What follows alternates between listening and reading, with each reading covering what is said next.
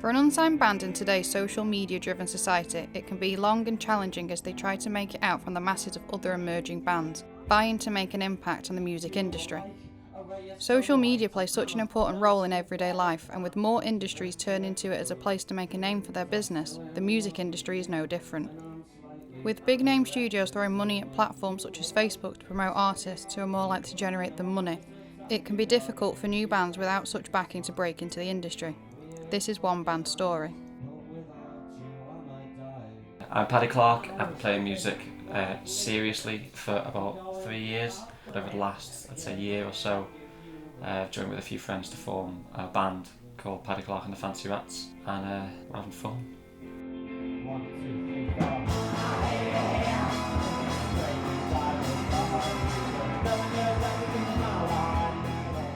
So is being mates helpful to the band? No, it's really detrimental. No, it sucks. Yeah, it'd be better if we hate each other, get some real tension in there. You know, like, You're right better when you don't fucking hate each other. Yeah, but no, yeah, so we just tit about a lot more than we should do. It's good for song titles. It's good for song titles. You come up with a titles. lot of song titles, Titles. there's no music for them. Yeah, basically, yeah. None of the pieces fit together. I'm seeing now. They're all there. It just needs a bit of boss stick. But yeah. Do you like social media? I do not like social media, Yeah, but good. it's integral to what we do. Like, Yeah. That's the big paradox of the stupid career choices that we've made. know. Like, I want a career in music, or I'd be Yeah. prepared to have no money and spend all your time on Facebook. Yeah. Well done. How do you manage your time with work? A lot easier since I lost my job. I know it's difficult because obviously Dan works nights, and so which is hard to work around sometimes. But Steve's just a student at the moment as well, so. That sounds bad. He's Don't put that in. nothing. Steve's a student, like I was, you know, for however long. So I don't mean so. When we just said that's easier to work around time, it's because uni hours are, you know, a lot more flexible and easier to do. Paul, he's normally good at working around it again, though. But we'll also play the 3-piece that Paul can't do, and I just make my guitar a bit louder. I think it's like every single time we play a gig, it's like, that was the best one yet. Yeah. So, Yeah. so probably every single gig. Sound City probably was my favourite. Yeah, because that was just a good weekend all in all. Yeah, and we actually managed to play the new one. Social media is a great, easy-to-use tool for bands to get noticed and build a fan base. However, it does have its negatives.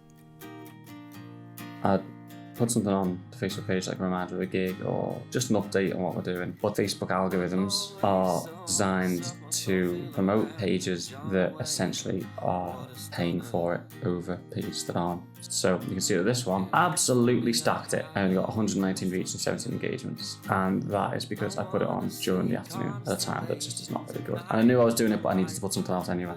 In the evening, around 9 o'clock, I find, because people are settling in, but they're still alert and just grinding through the timelines. This one, bit better, good engagement on that one, really high compared to the thing because I've tagged a lot of people in it. I've used the hashtags. It doesn't really work on Facebook, but it transposes them over from Instagram.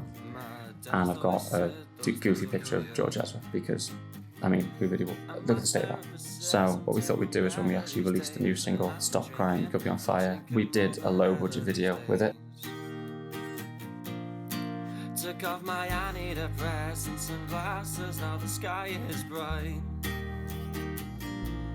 And it went up to 3.7k views from 217 we had in the last one. That is an astronomical increase for our page. And you look at the amount of comments you get, 34 comments. That's what you want. You want comments, you want likes, you want shares. I think I've worked out what attracts people better on Instagram. I'd put a lot more effort in this, into doing the time, grinding out and getting followers and following back on that. Let's go for something like this.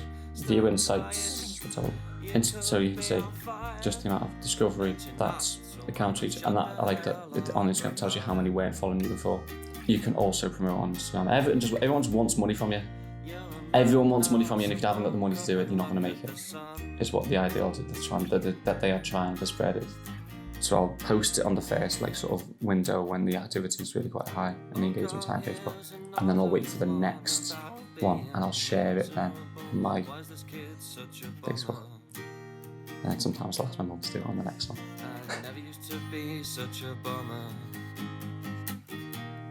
I get sad when I see things I don't like when I realize Jeff Goldblum's going to die. What kind of world would let a guy like What is that t-shirt? Oh, what's it got on it? Dunno, just dunno. It looks as if you went to a rave. It says Venice Beach on it. I love it so It much. says Venice Beach on it. Ah, that's really hard, and that's made me laugh.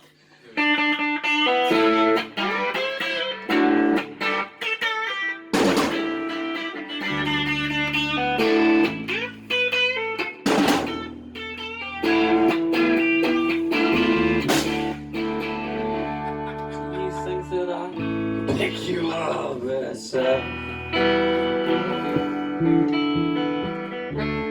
These are our rat heads. They are made of thin, thick cards. I saw them online and I wanted to make something that made us more brand recognisable. It's a bit of a gimmick, I guess, but you know, I think as gimmicks go, it's a pretty good one. people like them, people can dance around them. They fit really well, bizarrely. They came off really well. Took about 13 upwards to Sound City. I kept sort of getting them out and we give them out to people at the tent and they could dance around with them. They, as I say, they've got the sticker on, so anyone who's getting pictures, we try and get them to tag us in them so that people, you know, it shares on social media and we get hits for that. They went down like a storm. People were dancing in them for ages at the disco. People were taking them away at the end. They did, like, if they came over and said, can we have one, you know, most people, if you knew them and they didn't, and if they got a bit battered, I'd be like, yeah, Sam, just take it. Some people tried to buy one the first night, but I was kind of reluctant to do that because I don't know why. I wish I had done that, but I didn't. Yeah, when people are wearing them, they get, I don't know, people just seem a bit more confident. I think it's like that thing of anonymity where when people were wearing them, they're much more inclined to sort of dance around and have a bit of a laugh. Loads of people were putting them on by the end. They were all over the place. We gave one to a taxi driver who was driving past in a black car. I'd love to know where that is if that man ever went to. I might see this, but no. If he were to see us anywhere, I'd like to know what happens to that. He put it in his car and I just thought it was hilarious, so I let him have it. After trial and error management of their social media pages and performing at smaller unpaid gigs, Paddy, Clarke and the Fancy Rats have been booked for their first support gig. This is an amazing opportunity for the band, but it does bring added stress. On the surface at least, they are handling this next step well. I kind of cop out by calling it a persona. I just like dressing up, quite frankly, but it makes people feel a bit easier, I think, if you tell people it's a persona as opposed to me just going out and stuff like this. But that's the world we live in. It's still me. Have I gone too dark or blue from the green there? Yeah, of course, you want people tagging you on social media and putting things on. Because that gets you out there, you know what I mean? There's no red.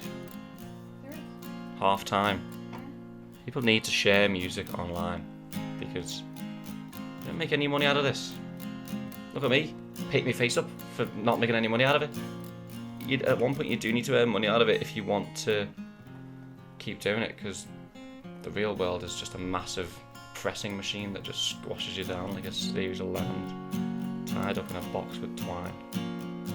You basically just work up to the point where it doesn't matter to you if people take the piss out of you. It's people's inherent need for you to know their opinions on what you're doing. Like they're like, I don't like this, and they need to know that I don't like this. And if they don't know that I don't like this, how will they ever live with themselves? They need to know that I don't like this. I'm like, yeah, well, you don't, so fuck off. Other people might do. There is a way to be like, not my thing, but you're doing something so fair. And you know, they come up and I'm like, yeah, fair play. People forget the impact that music has on them, so why wouldn't you want to support that?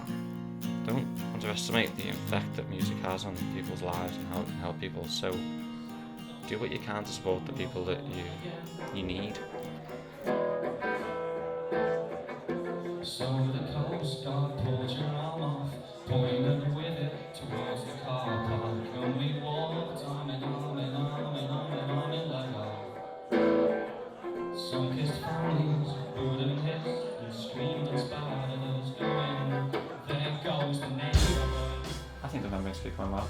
I constantly think that things get better because more often than not they can. You know, we're getting our head around the sound that we're trying to get. It was definitely a lot more sort of nerve-wracking, I'd say, because I still imagine this as quite, like, you know, still sort of practicing in Paul's shed and not really doing much that people are taking notice of. So it's nice when people come up at the end and we're saying like, you know, they like the songs because it kind of makes it feel a bit more real, a bit more like we're a real band, which is nice because well, that's what everyone wants to feel like, don't they? Like they're a real band. You got mentioned didn't get into this, which was nice because I've read that website for a long time, so it was nice to actually see my name in it along with Dan and Steve.